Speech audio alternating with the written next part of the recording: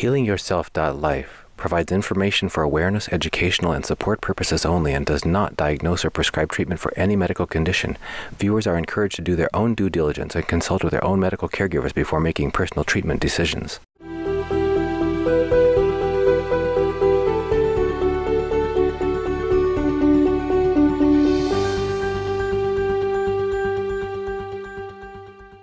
Welcome back to HealingYourself.Life. I'm your host, Dunnigan Kaiser. And I'm Melody Kaiser. And once again, we have a returning guest, Dr. David Seaman. He has the distinction of being a diet and inflammation expert. In fact, he wrote the first scientific paper on diet and inflammation.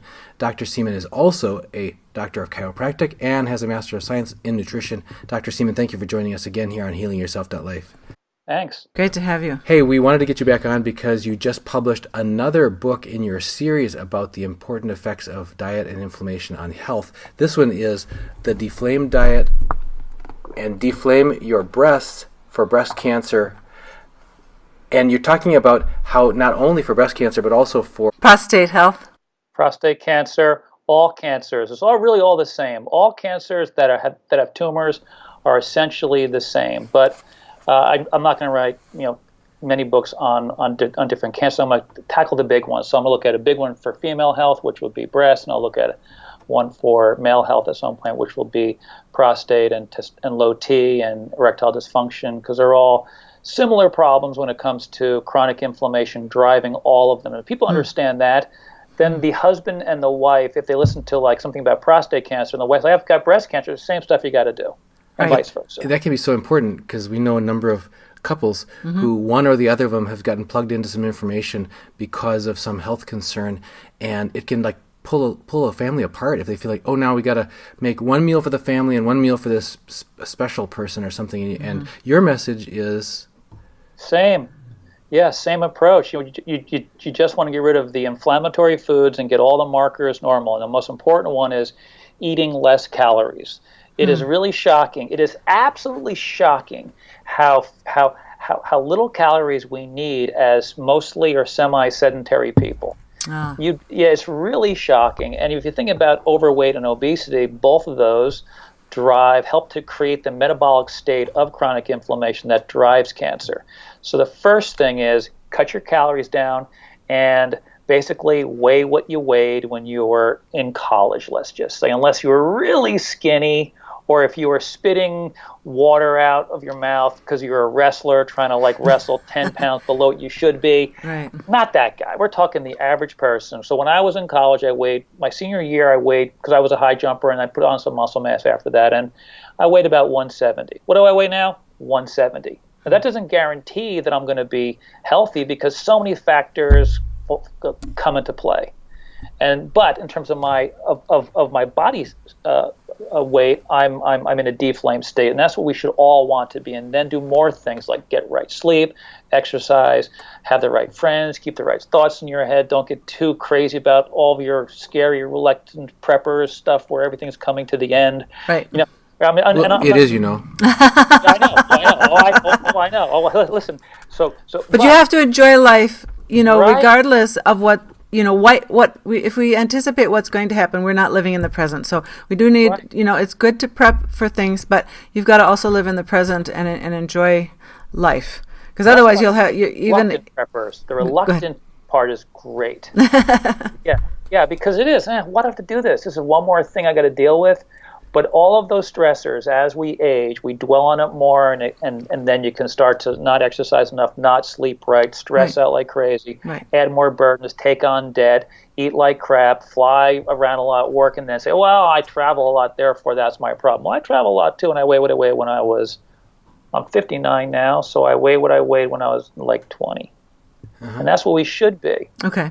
And that's shocking for a lot of my friends who are into in high school and college, if you kind of catch up at a reunion or something like that, think, well, what should I do? I said, well, you should weigh what you weigh when you were in college. That's like 30 or 40 pounds ago. I'm like, well, how'd you feel 30 or 40 pounds ago? Good or not good? Younger. Felt great. How do you feel now? Terrible. Well, there you go. Mm-hmm. Right. Pretty straightforward. Right. Yeah. So in your first book, can you hold up the first book? Sure, yeah. The DeFlame Diet, which is a larger and now companion volume, because in your new book, Deflame Your Breasts, and the DeFlame Diet for Breast Health and Cancer Prevention, you keep mentioning in here principles that drive you back into the other book for more detail, but you do a very concise summary and provide some of the graphics and that sort of thing in here that really help people to draw the conclusions that they need. The first thing that occurred to me as we were reading through this was we've in recent years always been thought that cancer is a relatively modern thing, and it's because our environment has gotten full of all poisons and toxins and things. But your message in here is that a lot of the causes of cancer are not just like you can not buy a bunch of toxic chemicals or something and still be at a very high risk for cancer. And on the back of the book, you got all these other factors listed. Yeah, hold those up there. People tend to want to focus on the fourth one, xenoestrogens, which is basically pollutants, essentially, and cigarette smoking. And then all the rest of it, they say, well, I'm not going to really think about it. And then a lot of people think and understand now that like sugar is problematic, but they think that if you eat sugar, you're going to get cancer, which is quite foolish. Because how much sugar does what is one sugar tolerance? What is one donut or Twinkie tolerance level? And then the way you figure it out is to basically just do proper blood tests. I mean, standard blood tests, a fasting blood test where you measure glucose, hemoglobin A1C, triglycerides, HDL cholesterol. I mean, just those things alone will tell you how flamed up you are. And so when we get into this high blood glucose, high triglyceride state, that's essentially a precancerous state. Okay. As well as now see, here's the weird thing. You can end up with high glucose, high triglycerides, low HDL, way elevated oxidized LDL, and the husband might get heart disease or diabetes, and the wife might become depressed. So they go off to the medical doctor, they get different prescriptions, or they go to a natural health practitioner and they give different supplements, and they are not told that basically the reason why you have these conditions is because they're essentially biochemically the same. It's a chronic inflammatory state. You're both 30 or 40 pounds heavier than you were. You gain weight together, so you kind of like start to look worse together, but you didn't really notice it because you're aging and looking worse together, and all your friends are the same way. and somehow I caught cancer, as opposed to I pursued cancer, I pursued depression, and I achieved my goal of depression or cancer. And it's easier to do with depression because that's easier to pull back from, because depression is just annoying. Cancer can kill you, obviously. So we'd be much better off if we, as we are pursuing aches and pains as we age, realize that aches and pains as we age are also inflammatory. And if you do it long enough and you're unlucky in terms of genetic expression, a couple of additional pushers like the environment in terms of carcinogens, and then you get pushed into expression. But everybody wants to blame toxins. And virtually no one can name a specific, well, let's say plasticizers, which are definitely a problem, but all these unknown toxins that are everywhere. Well, it's not, that is not the best way to look at any disease where it's like one specific thing, unless you really just got bathed in it. If you're not bathed in that stuff, you have to have enough of the pro-inflammatory, pro-cancer signaling molecules being activated in order for your cells to become, the term that cancer researchers use is the cells become immortalized. So you have a cell. So the way this works is that cells are supposed to go through a breakdown cycle. So we haven't talked in a year, let's just say, well, we have different cells, and a lot of our cells from a year ago are gone, and they've been replaced. So you're supposed to go through this process. It's called apoptosis. It's called programmed cell death. And there's a special organelle that I talk about in one of the chapters. It's called a mitochondria.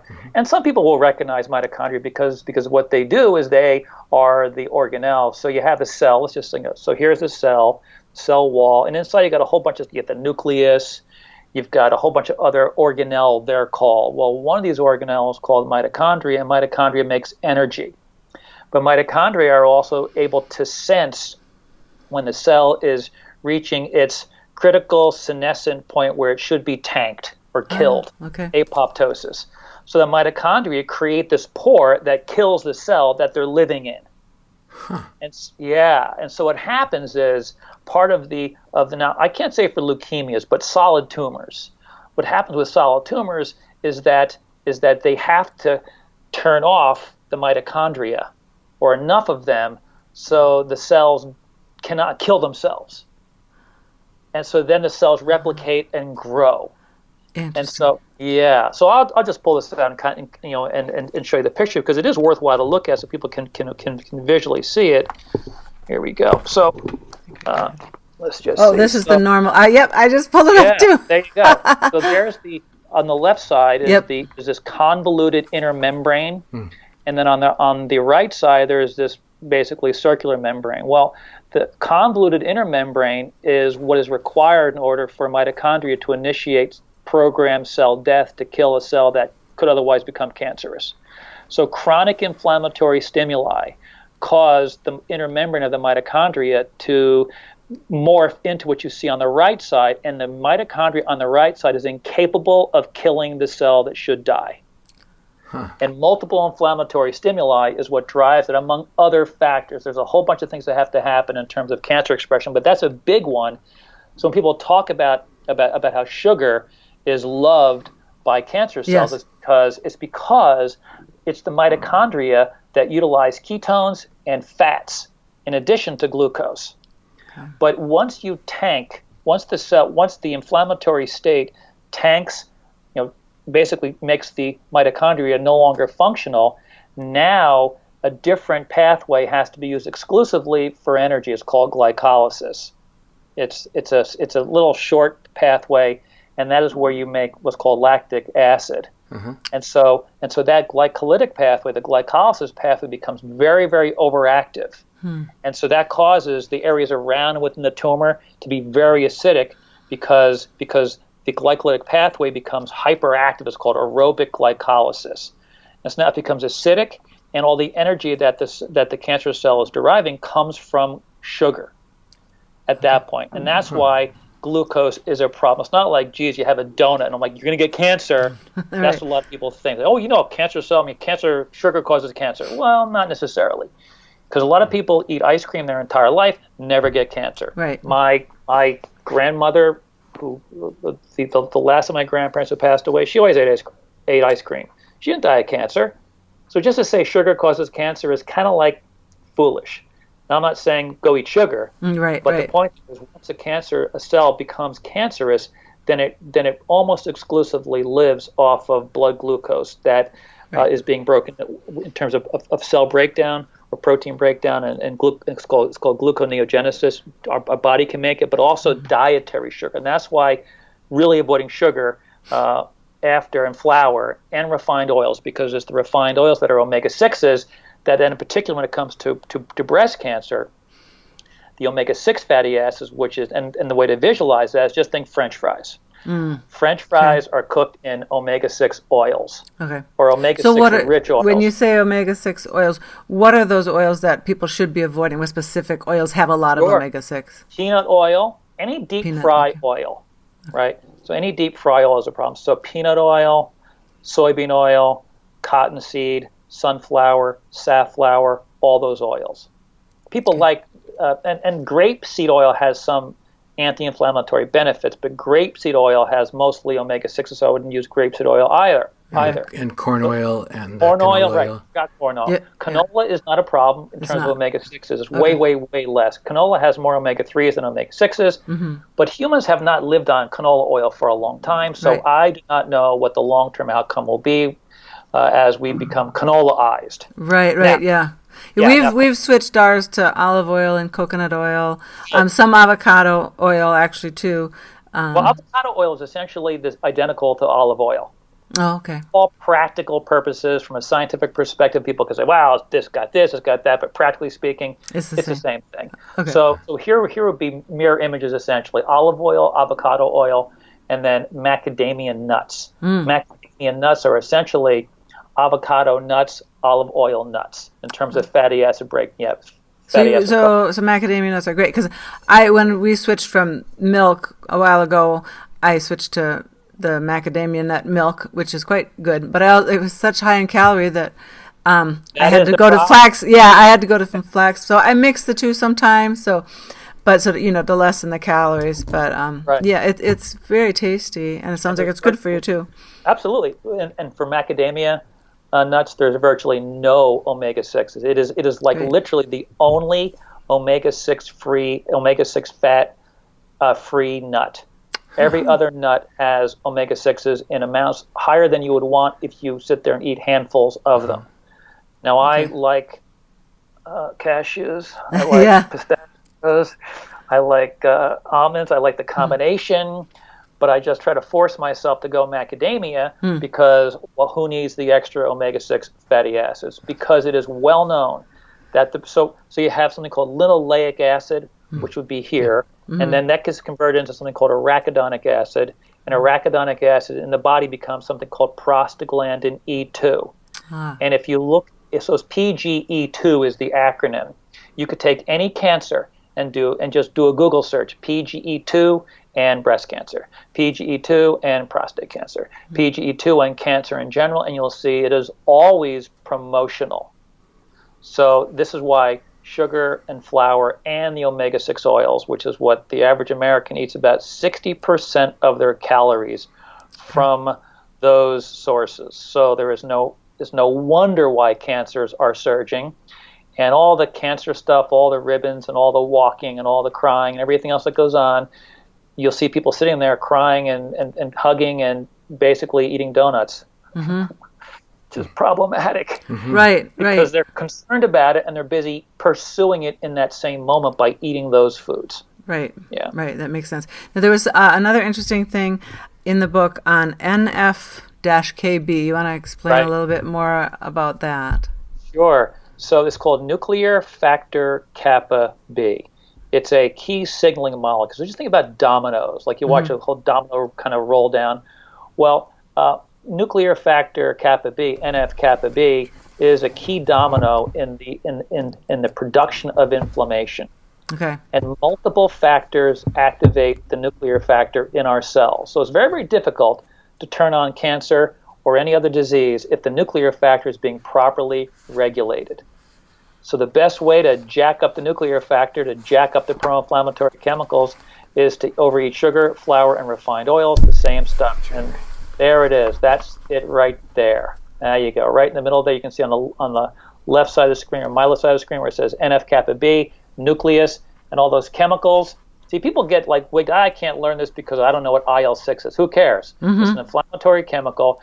Too much is problematic. And then if you look up top, you'll see the average American eats 40% of our calories from refined carbohydrates, sugar and flour, 20% from refined oils. And when you do that long enough, you can see you get low omega-3s, low magnesium, low vitamin D, low polyphenols and carotenoids, which are found in vegetables, and you get screwed up gut bacteria, and that just jacks up inflammation more. HDL goes down, we become obese, and it just keeps rolling. We start smoking cigarettes, plasticizers, and it just goes on and on. Then you have this mass of causative factors that blast people into an inflammatory state, and one outcome, unfortunately, is breast cancer, which is so catastrophic for people. Right. Catastrophic for families. I've had friends I went to high school with, died early 50s. Yeah, it's just boom, she's gone. Oh my God. Right, yeah. right. Terrible. Yeah. It's catastrophic because in that case, you're 50 and now the husband is single and he's sitting there with 2 or 3 or who knows how many kids who are 20 or 25. Right. So it's catastrophic. Yeah, right. It affects, and I think everybody knows somebody. We've all been touched by, we know somebody who's had cancer or has died from cancer, and it's a very serious thing. I had a friend who had breast cancer. She was on our show, and she really changed her whole diet around and is fine now. But it really did take a life change that she was committed to. And you're right, once you've had cancer or if you have it in your body, then you really do need to avoid sugar because the cancer feeds on sugar. It loves sugar. Absolutely. Can you explain more about what you meant? A couple times way back in the beginning of this talk, you said cancer expression or expressing itself. What in the world does that mean? So think of it like this. Think about it like a flower blooming, right? It blooms. It emerges, right? So I've got a bunch of canna lilies, and I don't really know which ones are going to express which color. It's like, oh yeah, that's the yellow and red. That's the red. That's the this. So they express their colors, and you know which plant is which plant, right? Or, for example, you plant seeds in the ground. I forget what I planted. Was it peppers here or this there? And then they express themselves. Oh yeah, the tomatoes, the peppers, the potatoes, or whatever it happens to be. A few years back, I planted some sweet potatoes, and I'm like, that kind of looks like peppers, and not growing up, it's growing out. I'm like, oh yeah, sweet potatoes. So I had a sweet potato like the size of a football. Oh, wow. So expression means the flame builds up, the flame is building, and then poof, it expresses the color of the flame, and the flame could be prostate cancer for a male, it could be colon cancer, it could be diabetes or heart disease or depression, women, breast cancer, colon cancer, and these same other conditions, chronic pain. So you get expression of diseases. So it kind of builds, it's kind of like it gathers steam. The flame gathers steam silently, and then it emerges. So it's kind of like the way people describe an iceberg, right? The iceberg wasn't this massive thing initially, because up top it had to have a big base, right? And then it grows and gets bigger and bigger and bigger, and now, boom, it emerges. And that's the way you want to look at all chronic diseases. So is it possible then, let's say you have a genetic predisposition or family history of cancer, that sort of thing, that you might say, yep, that's true, that's that tendency or that propensity is in your family lineage, but by having the right lifestyle choices, you can inhibit the expression of that, so you reduce your chances that you'll be one of those in your family line where cancer expresses itself. Is that Yes. It's much easier because cancer is tricky, right? It's way, way, way complicated. Diabetes is a lot easier, but it works the same way. So I've run into a lot of people and they say, yeah, diabetes runs in my family. So I'll ask the guy, and I go, I go, well, what do you weigh now? He goes, well, 230. I go, well, when you weighed 170, did you have diabetes? He goes, no. So your father who has diabetes and your uncles, when they were 170, 180, did they have diabetes? No. What do they weigh now? 250. Well, it's not genetic. Right. I mean, you're just a family of overeaters. And then you'll push it into expression. My uncle developed brain cancer, which is, I mean, most cancers, they're not even remotely genetic, except in the case of in terms of if you have the gene, you're going to get it. Like the big famous breast cancer gene is called is BRCA. Breast cancer gene is called BRCA. BRCA1, BRCA2. Right. So Angelina Jolie and a couple others. What was that blonde? I can't think of her name. I could think of Angelina, but Ted Bundy, not the weird Bundy, the funny Bundy guy for Family, whatever it was. I'm sorry, I can't remember her name. But Applegate, Christina Applegate. Oh, that's it. Yeah, and she got it young. She actually got breast cancer, right? She did. Yeah. I don't know if she got it. I think she preemptively as well. Okay. Right, and so electively had a double mastectomy because she had the BRCA gene. Yeah. So here's the thing about breast cancer sufferers or the breast cancer population. 95% of women who have 95% of women with breast cancer do not have the BRCA mutation. Right. So I remember that you said that in your book. Yeah. And so what happens is overeating those omega-6 oils, which is called it's linoleic acid, and you find it in deep fried oils, all those corn, safflower, sunflower, all those oils. The prostaglandin E2, which is in several pictures, that PGE2, what it does is it actually creates a functional mutation in the BRCA gene. So you actually get a functional mutation because BRCA is an inhibitor of cancer, and omega-6 fatty acids inhibit BRCA, which then releases the estrogen system to express cancer. So really, having the BRCA gene is actually not a bad thing. Because the BRCA mutation is a problem. Right. Okay. Yeah, the BRCA mutation means that yours isn't working well. Okay. So the BRCA is a tumor suppressor, and the mutation is a bad BRCA gene, which is no longer functioning as a tumor suppressor. And what this does, like most women who develop breast cancer are going to either take if they're estrogen receptor positive, which is like 80 or more % of them, they'll be taking an estrogen antagonist medication. It'll be either a receptor blocker or an inhibitor of estrogen production. So one is called Arimidex, which reduces estrogen production, and the other one is going to be tamoxifen, which is going to be an estrogen receptor antagonist. Actually, but the problem with some of those drugs, too, then, like tamoxifen, we have someone we know who is taking it, but then she got the blood clot. So it's not like those aren't without issues as well. Right. So what we want to do is do everything we can to not overproduce estrogen by our own diet. Okay. And so the way you overproduce estrogen, this takes place locally in the breast tissue. Like it's the fibroblasts that should turn into fat cells. They're kind of like, they like morph, but they don't, and they start pumping out estrogen. And what drives the estrogen production is the omega-6 fatty acids that I talked about before. Okay. Yeah. And so there's this enzyme called aromatase, and aromatase is involved in estrogen production. So Arimidex is and there's others, but that's the most famous one. Arimidex blocks aromatase. The BRCA gene working properly regulates aromatase production. If you overeat refined oil, sugar, flour, and cooked in oils, nuts roasted in those same oils. Sure. Yeah. And anything deep fried, all of those foods, they will produce extra PGE2, and that PGE2 over time, if it hits the critical threshold for that person's individual makeup, it will inhibit BRCA and allow aromatase to produce excess estrogen. Okay. So, yeah.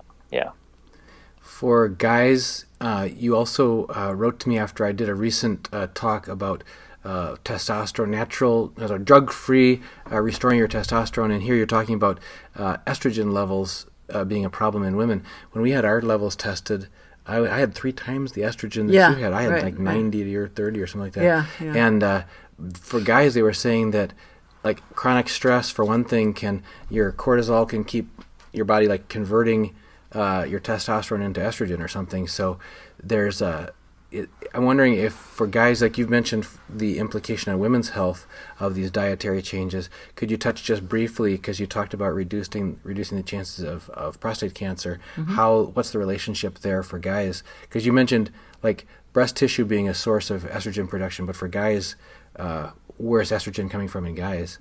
I can't say for sure how estrogen works in terms of prostate expression. But what I can say for sure when it comes to when we're talking about low testosterone before, because you mentioned that first. So as guys age, as the average, 70% of the adult population in the U.S. is either overweight or obese. Wow. And so what happens as we increase our body fat, particularly body fat around our organs called visceral fat. Yeah. So visceral fat in particular pumps out a lot of pro-inflammatory chemicals called cytokines. They're proteins. And the visceral fat does that because immune cells, if you catch a cold, you feel kind of like run down, and we think our immune system is inhibited. But in actual fact, that run down feeling is because of an overproduction of cytokines, which means our immune system is overactive. And so what happens is that as we become obese, the swelling fat cells create a couple of problems. That once they go through apoptosis, they dump all this stored fat, mostly saturated. It doesn't have to be from diet though, because eating sugar and flour in excess becomes saturated fat in storage. Okay. Eating sugar and flour increases circulating. So if you eat a 1,800 calorie ketogenic diet, which is and a lot of saturated fatty acids in that diet compared to an 1,800 calorie a low saturated fatty acid, high carbohydrate diet, you do a blood test, you'll find higher levels of saturated fatty acids in the carbohydrate eaters compared to the saturated fat eaters, as long as you're in a hypocaloric state. Okay. So what happens is that fat cells, they store fat, and they store the fat that we eat, really the sugar and flour that we overeat for most people.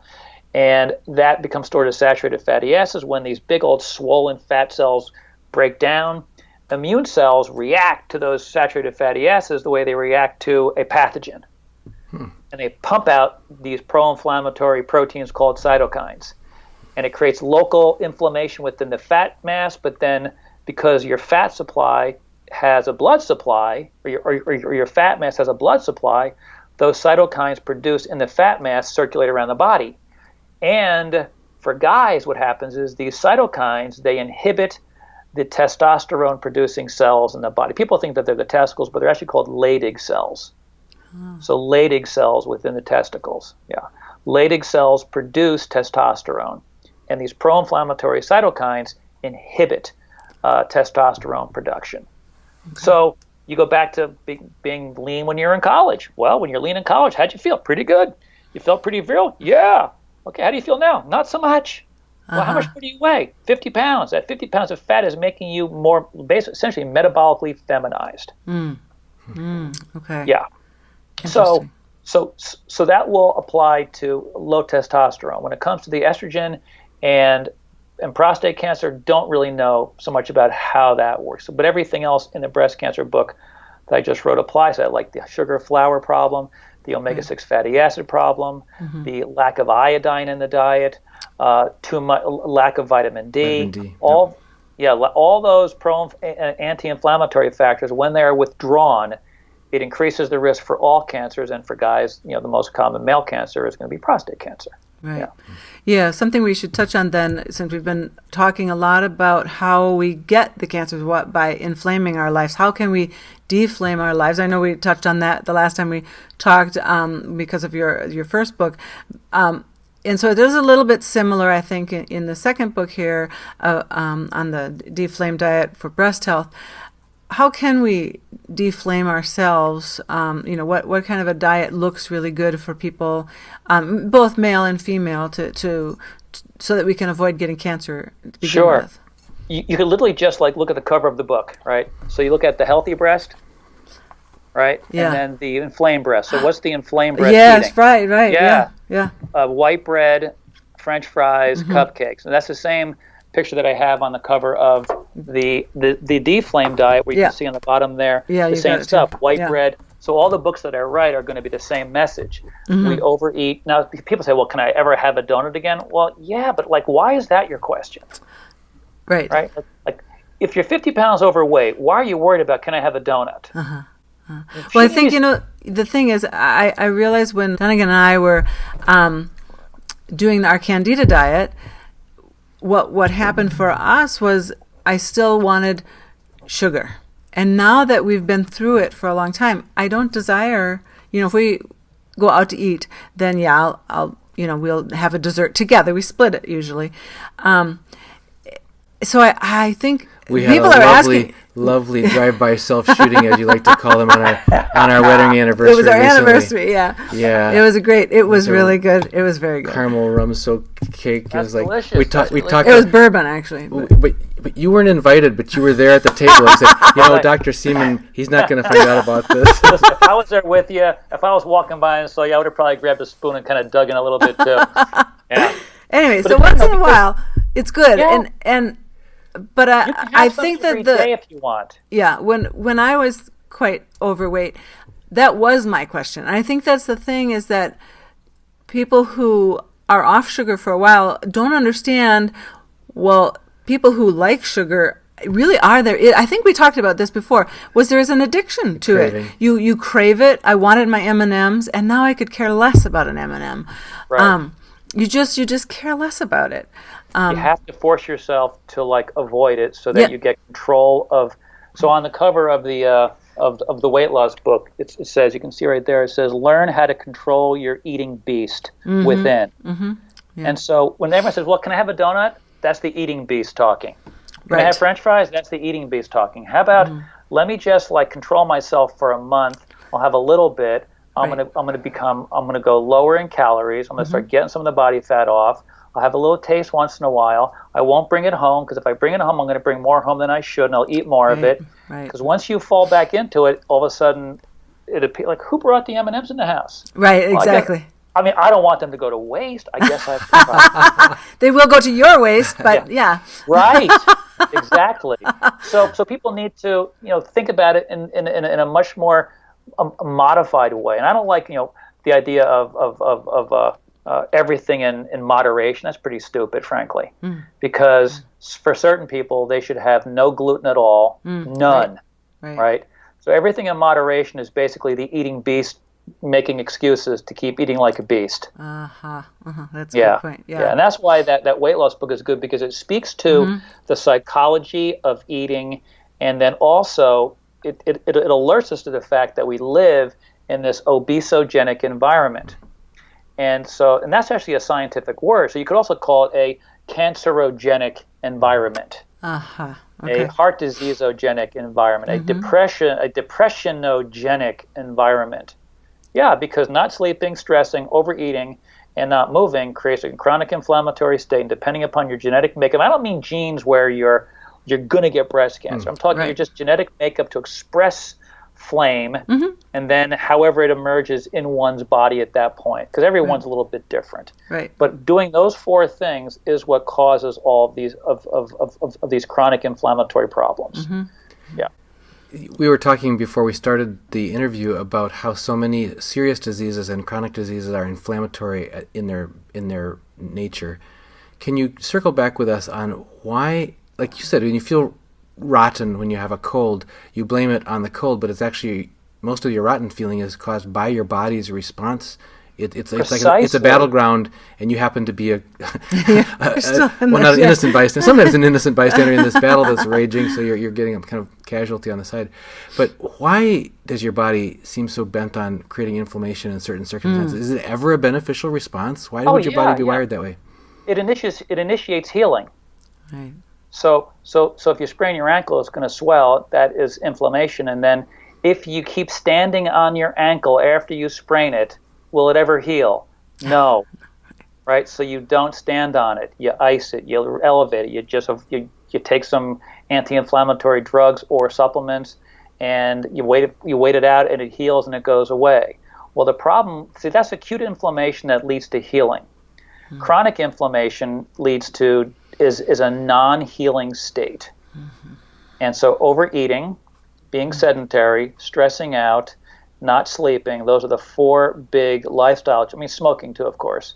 But those other, take away smoking, almost everybody in America has a problem with too much calories, not enough exercise, not enough sleep, and too much stress. So the human body is and now with this insanity of social media, I love it. I love it when I don't bring this on purpose. I don't love it when I think I bring it with me and I think I lost it and I forget. right? Yeah. Well, then I have this thing around me. I'm like, I hate this thing because it's always there, never ends, and that becomes a source of stress also, which everybody pretty much recognizes, right? The social media stuff, particularly for the younger kids, how it can become highly stressful. So all that stuff, we're supposed to just look outside and see pretty sky and green trees and growing food. And if you're a hunter, you go out there and not be exposed to this endless stress and all the the reluctancy part of your prepperness. Why are you doing that? Because of more stressors that are being put upon us externally by this corrupt system that we live in, essentially. So we've got that stressor that is put upon us not by choice. So we have these stressors that are put upon us, and then, like fools, we make it worse by making bad lifestyle choices where we pursue more stress through lifestyle choices, and in this case, diet, for us. So the body should heal. But it's difficult for the body to heal when you're overeating, not sleeping, stressing, and not exercising. And that creates a non-healing state that's fertile ground, it's like fertilizer for disease. Right. Yeah. So the simplest thing for everyone to do is to get back to their college weight. So for women, most women reach their mature body weight by 18 years of age. Most are fully matured by 16. Right. Most. Yeah. I mean, not all, but 18, 20 for sure. Guys is typically 22 to 25. And so women should be, for the most, on average, what they weigh between 16 and 20. Guys between 20 and 25. So what do you tell women who have gone through menopause and go, it's really hard to keep the weight off and that sort of thing because the metabolism is slowed or whatever. You don't buy that. No. I know it's not true. Okay. But I don't like to argue with women who are in menopause and are convinced that they're right about that, because then they're just going to think I'm just a mean guy. So I try not to argue with them. So I don't. But if if there's a crack, in the armor that I can get into, well, I'll give you an example. One time I was told, this is really funny. She says to me, she goes, "Well, it's nice you're talking about this, but I'm in menopause now, and the female hormones and losing weight is impossible, blah blah blah." I'm like, I'm not going to argue with you, because nothing I say would make an impact. But then she found something that worked for her mind. So 5 years later, when she's 5 years older and allegedly 5 years less able to lose weight, she loses 40 pounds. Right. Right. Okay. Yeah, caloric restriction will cause anyone to lose weight. Now, the problem is, the way to find out how difficult it is to do caloric restriction is to just go to a restaurant, because they almost all now put calories there. That's right. Yeah, a lot of calories usually, yeah. Crazy. Yeah. So a pound of spring mix that you can get, the pre-washed spring mix in the container, a pound of your spring mix is 100 calories. A little side salad is 350 calories. Why is that? Because they put 3 scoops of dressing on there. Each one is 150 calories. Right. So the calories are coming from dressing. The 40 pieces of lettuce, no calories. Right. By the time you chew, yeah. Yeah, it's not a salad. It's basically like dressing soup with some green, a little bit of green condiment on it. That's what it is. Yeah. So I was at a restaurant last night, and I'm like, look over there, and all I see is a sea of like flesh, right? And they're just drinking, and just like the deep fried food goes by with the fries and the Coke and then the salad dressing, which I can't even see the vegetables or the lettuce because it's just being just all white on top. That's not a salad. Yeah. Right. So people think, well, I ate a salad. No, you drank some dressing. Right. That's Exactly. it. Yeah. We usually order it dry now, but I was really into sauces and things like that, which I know, oh goodness, a hollandaise sauce, all of that, just lovely. And my son actually had a dream one time and was saying, it's too dangerous. You can't have that sauce. I think, the waiter, you were asking the waiter for a big boat of it isn't safe. It isn't safe. So obviously those days are over for me, but I can. Well, you could do it though. Here's how you could do it if you like it, because I can tell, Melody, you really like that stuff. I do, yeah. So here's how you can do this. So in one of the chapters, I don't have on the back of the book, but there's a chapter on fasting, because fasting is such a big thing now, right? It is. And so, but here's why fasting is difficult for the average person. It's really easy for like mentally engaged athlete type people, because they'll do anything, right? They'll do anything, athletes, to get an edge. But the average overweight person, you say, they can't stop eating, and now you're going to say, eat nothing? Right. Right? I mean, how do you deal with that? You're just shoveling crap in your face all day long, right? And now you're going to eat nothing all day long. It's like, it doesn't work. So the way to retrain your brain and to develop some benefits of fasting, although it's not like the like say a pure water fast for a week, which is a very different story, but is to do what's called time-restricted feeding. And so I used to be a breakfast eater. I'm not anymore. So I eat my last meal, last bit of food, try to be 8 o'clock, and then nothing will enter my mouth again for at least 13 hours. I go for 16 hours every day, and the reason why is because the longer that you fast, you facilitate beneficial mitochondrial function. Okay, interesting. Yeah, it's actually very metabolic. It's extremely metabolically advantageous to not eat for at least 13 hours. Okay. 16 is good, and longer is fine. Like 1 meal a day is fine. Okay. So, you want to do some hollandaise sauce? Do it on that one meal. Do time-restricted feeding. Right. Keep your calories way down during the day, 500 or less, and then have 1,000 or more calories with hollandaise sauce at night. And no problem. Right. So you have to be, they made fun of good old George W. Strategery. You got to use strategery when it comes to picking your calories. Yeah. So you can certainly do hollandaise sauce if you want. Right. But I would suggest, and actually in the fasting chapter, I came across a cool paper where they looked at women who had breast cancer, so they were survivors, and they looked at reemergence of breast cancer. And the women who fasted at least 13 hours between dinner and breakfast had less expression or less reemergence of cancer. Wow, that's really amazing. Well, why would that be? It's because you're basically your mitochondria love to be in a fasted state. Okay. Because your body breaks down fat, and the fat is what mitochondria are fantastic at burning. And so it's very, very beneficial to do time-restricted feeding for everybody.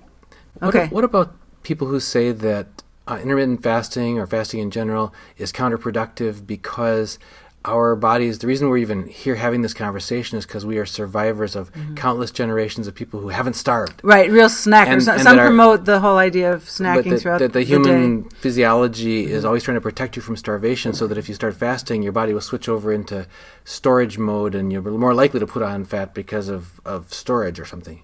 Yeah, what they miss there is they say if you don't eat enough, your thyroid's going to slow down. So let's just say that, like right now, I wanted to drop 10 pounds. And I was eating 2,000 calories per day, and I dropped down to 1,800 calories per day. I dropped 10 pounds. My thyroid would slow down. Normally, it doesn't become hypothyroid like I need to treat it. It's a normal metabolic slowdown, which means now you can survive on less calories. So you have to spend more money on food. I mean, actually, losing weight and getting healthy is pretty cheap. Stop overeating. It's really simple, right? So think about it if we were hunter-gatherer type people. So let's just say the worst happens, and you got these pockets of people who are now living, in the rural areas, and they're out there hunting. Well, why would you want to wake up, eat a big meal, and then go chase a deer? Good luck with that. Yeah. My brother and I played golf the other day, and we saw a mama deer and a baby deer go flying by. If I'm a big fatty with like a ham sandwich hanging out of my mouth, right, hypertense and obese and diabetic, I'm going to go running after a deer. Good luck. This would be impossible. Right. So we wake up. The way the hunt works historically is you wake up and off you go to hunt or forage. If you have a big full belly of food, do you want to bend over and pick stuff up and crawl around the ground gathering food? Or do you want to climb trees with the big belly that's just brrr? No. So we normally, historically, we always ate more at night at the end of the day, because that was when the day stopped. This idea of 3 square, you guys have heard of Edward Bernays, have you not? Like Bernays sauce? Not Bernays sauce. He's the double nephew of Sigmund Freud. Okay. Okay. And he wrote the famous book called Propaganda.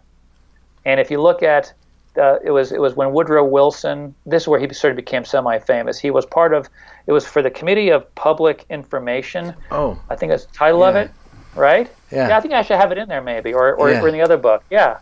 Yeah.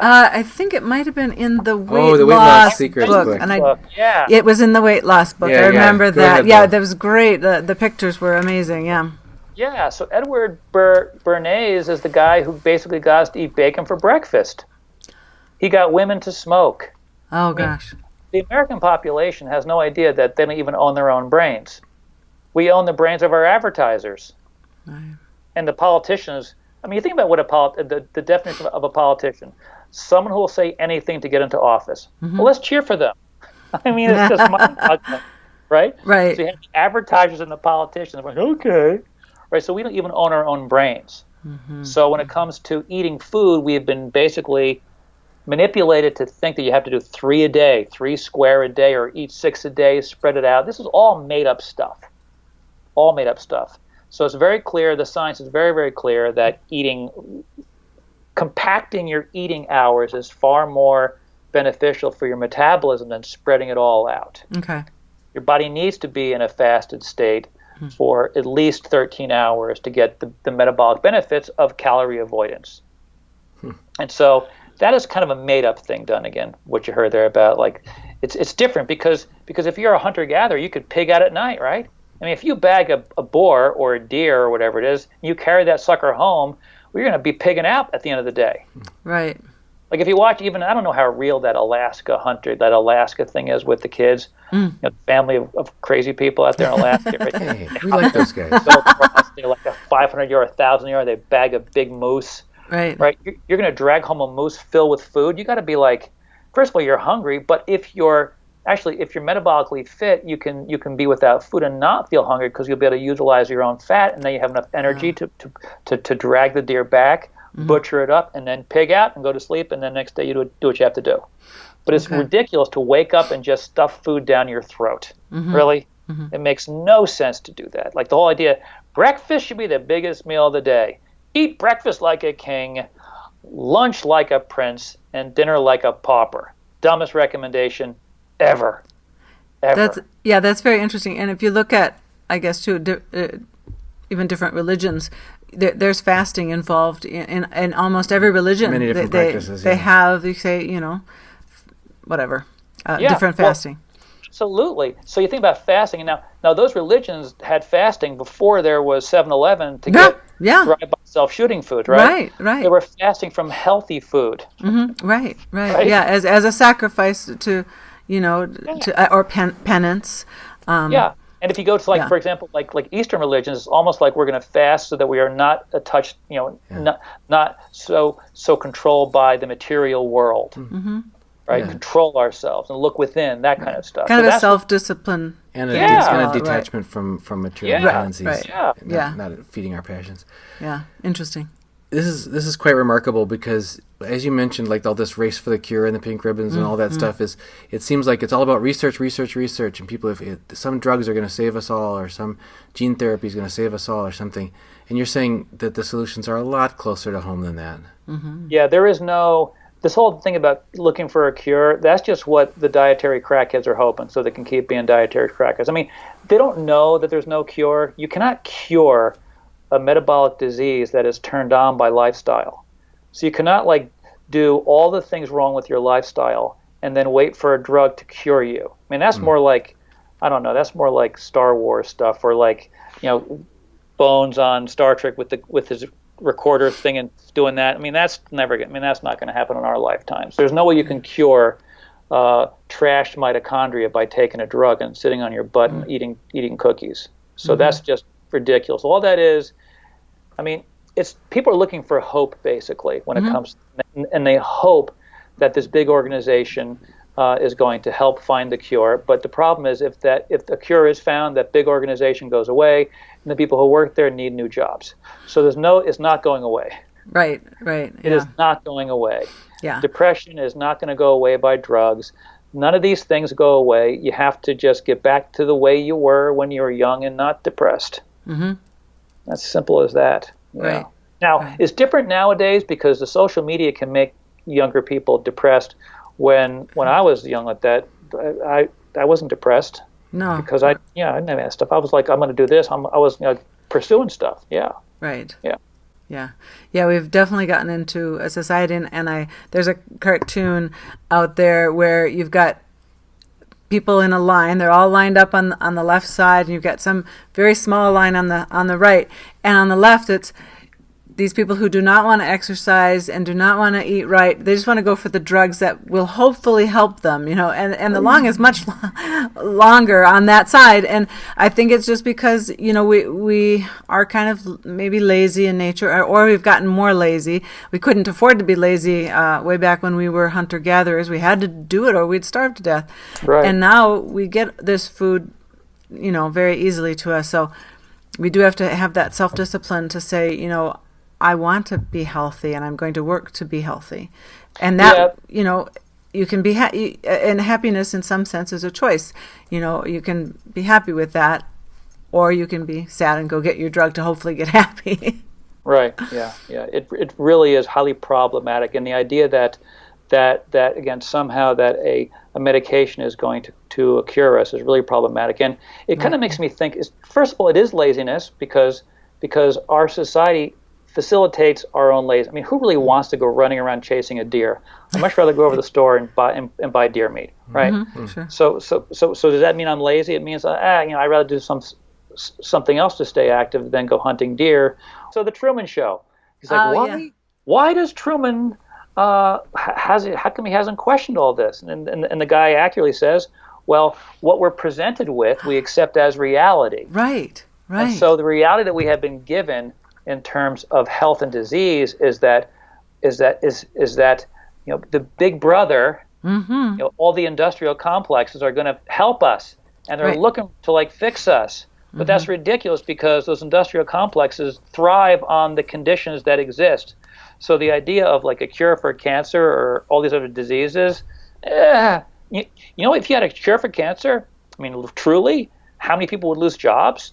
Not just the cancer of the various society. We're talking hospital wings going bye-bye, right? Right, exactly. Yeah, so it's business. Insurance companies going under because they make money off of the people who are sick, not the people who are well. Right. Yeah. Yep. Dr. Seaman, for people who want to find out more about your work in how the connection between nutrition, inflammation, and cancer avoidance, where can they get more information? They can just go right to DeFlame, as it says, like deflame your breast, DeFlame.com. And that homepage, you can see books. You can click around and find information elsewhere. You can go to my YouTube channel, and I post videos. I'm not a regular crazy, like every day or week doing videos, because I'm like, what should I do? And the next thing you know, it's like a month that goes by. Because I try not to just do them like, take this for that. Because then if you do, it's just, imagine being Dr. Oz, having to do 5 days a week, right? Magical cures, 5 days. Right. That's pretty hard, yeah. So I post, I want to do like one every 2 weeks. I'm probably like one a month now for videos, but it'll be deflame.com. Simple as that. Great. Yep. Okay. So anyone, we've been talking with Dr. David Seaman. He is a breakthrough researcher and author in the area of nutrition and its link to inflammation and health. Dr. Seaman, thank you for joining us on HealingYourself.Life and Reluctant Preppers. Right. Thanks for having me. Appreciate it. Great. Hey, HealingYourself.Life viewers. We need your help in enabling us to continue to create great health videos for you. So please support our mission by going to patreon.com/healingyourself and pledging any monthly amount you can. Your pledge will also help us to afford a new Lyme peptide treatment therapy to improve our memory, and we will report on our progress to benefit you and others. So remember, go to patreon.com/healingyourself and pledge today. Were you going to tell them to go to patreon.com/healingyourself to pledge to help our memory treatment? I thought I did. I'll do it. So please go to patreon.com/healingyourself and pledge today. Thanks.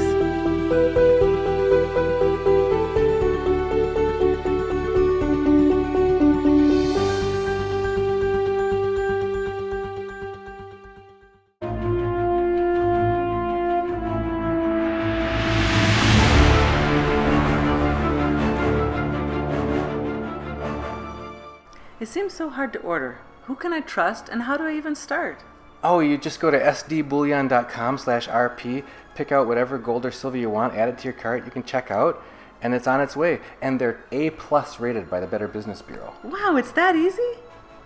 Your first ounce of silver is at spot price, and you get free shipping on any order over $99 at sdbullion.com/rp. Hey, Reluctant Preppers.